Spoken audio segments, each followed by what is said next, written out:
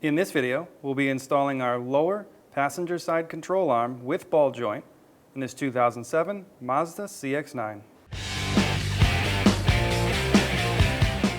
So we're going to take off our passenger side front wheel. It's going to be a 21 millimeter.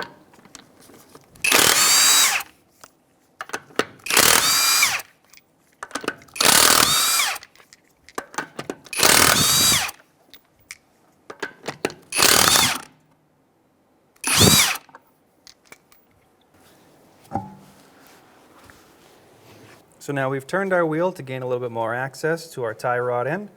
We're going to take out our cotter pin here. Now cotter pins are typically a one-time use. Would be highly recommended that you replace your cotter pin after you unbend it.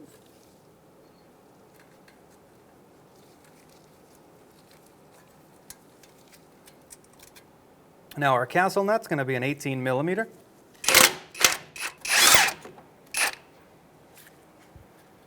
We're actually going to leave that threaded on just a little bit. We'll come back with a hammer, put a few taps right here, see if we can break that ball joint free. So now we're going to use a 5-pound sledge right here on our knuckle, see if we can shock our ball joint free. So now we can pick that back up, take our castle nut off, drop that tie rod end right out, and what we'll actually do is put our castle nut right back on here so we don't lose it, and we can set that aside. So what we're going to do is disconnect the top from our sway bar, 17 millimeter.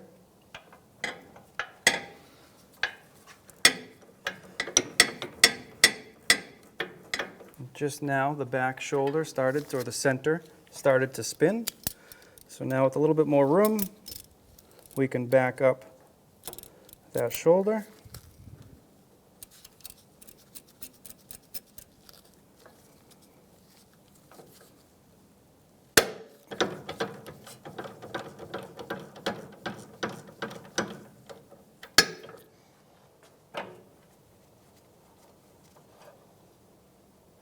Now we can pull that top link right out. So now on our ball joint here, we actually have a pinch bolt going straight through. We have 14 millimeter nut and bolt. So we're going to use a socket on one side and a wrench on the other.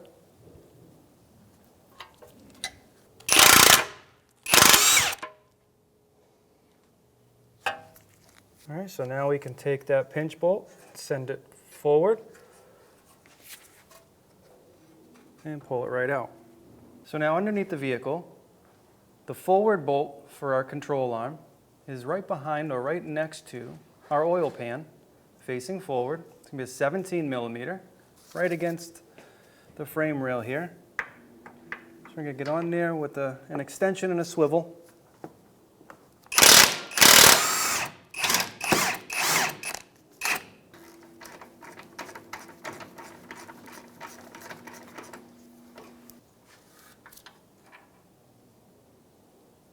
Now if we look at our rubber bushing in the back of our control arm, right underneath here we have two 17 millimeter bolts.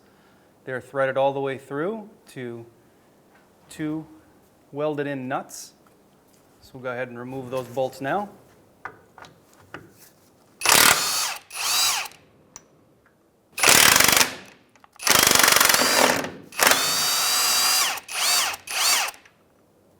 we're going to use a long pry bar from the back of our wheel. We're going to push our control arm down and out of our knuckle. And now we can work our control arm out. By pulling on the rear bushing of our control arm while pushing the control arm down, pull that bushing forward. And now we have a bushing straight back that's horizontal. We're going to have to wiggle that out. We're going to pull our knuckle forward just a little bit. You don't want to separate your axle. And there's your control arm. So now with our control arm out of the car, we have a lot more room to get to the back side of our link here. So we're going to use a pair of locking pliers on the back of our link. And again, remember we're doing this because the center here stripped out on us. So we'll lock the back of that. So now for ease of access, we're going to put our lower link back into our control arm. I'm going to thread up our nut. And this is 17 millimeter, so we'll use a number 6 in the center here to stop the center from spinning, and a wrench. Or, alternatively, and lock the back, a pair of locking pliers, and use a 17 millimeter socket to snug this up. All right, so we have our new control arm. We're going to center up the front bushing into its position. We're going to rotate up, see if we can push straight back.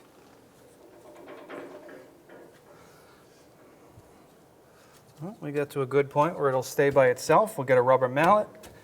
We'll see if we can get the rear in a little bit further. In the back here, we're going to lock down the rear of our control arm. We're going to use a pry bar just to line up our bolt holes.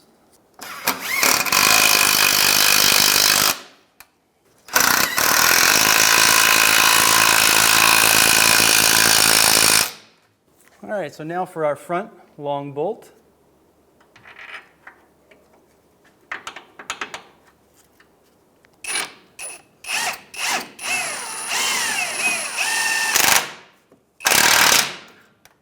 Okay, now with a long pry bar, we're going to push down on our control arm and line up our ball joint into the knuckle.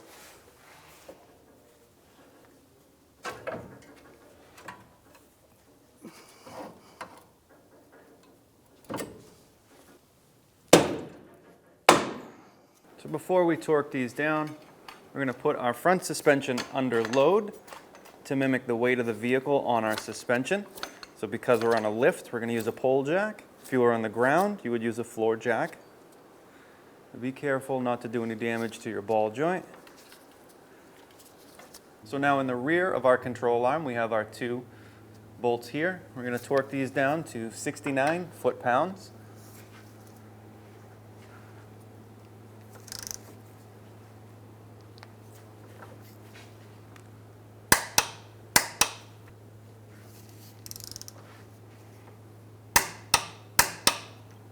So now we have our front bolt on our control arm going forwards to backwards. It's going to be 69 foot-pounds as well.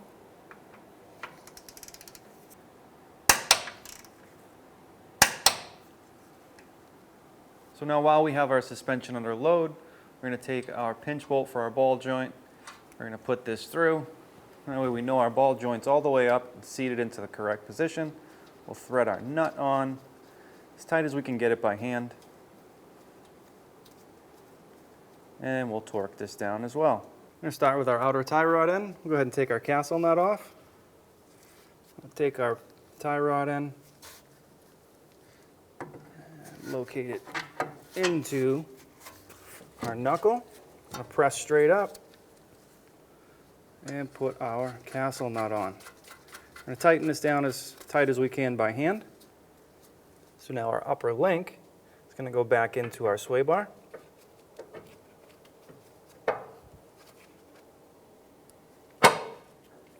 And we can thread on our nut. And again, we'll just tighten that down as tight as we can get it by hand. So now our ball joint pinch bolt is going to be torqued down to 40 foot-pounds. I'm going to use a 14 millimeter on the back and a socket on the front.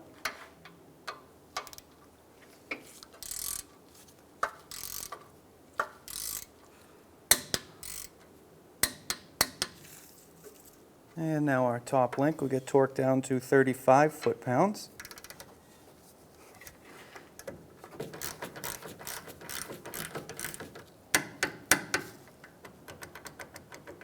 And now our outer tie rod end, castle nut, is going to get torqued down to 40 foot-pounds. Side note, when you're doing this, you want to torque down to 40 foot-pounds. Take a look, make sure the hole for your cotter pin lines up with the castle nut. If it does not, you want to continue to tighten until you find a hole that matches up. You do not want to loosen. Now we can take our cotter pin and send it right through. I'm going to push it all the way in and take that excess and bend it up and over. What I like to do here is just grab a small hammer or something and just flatten that down. So now that we've torqued everything down under load, we can go ahead and release our pole jack.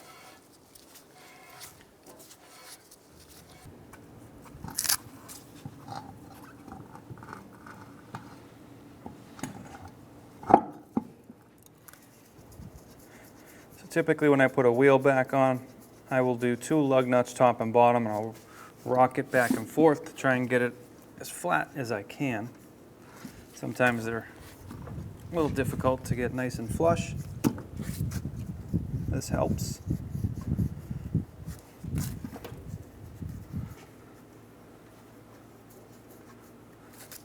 And then we'll put our other lug nuts back on. We're going to snug them up while we're in the air, and then we'll lower the vehicle to torque them down.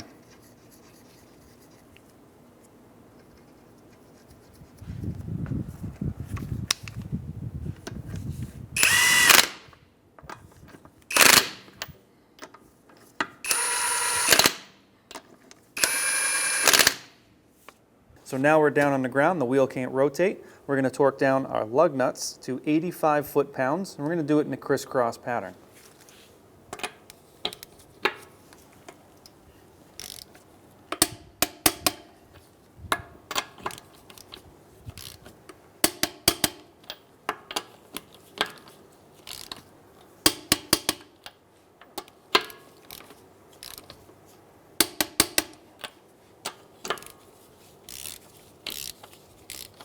After finishing this installation, it's important to have an alignment done on your vehicle. When only the best will do, demand TRQ. The only company that lets you view before you do. TRQ is committed to offering the highest quality aftermarket auto parts that are engineered for peace of mind. Thanks for using and viewing with TRQ.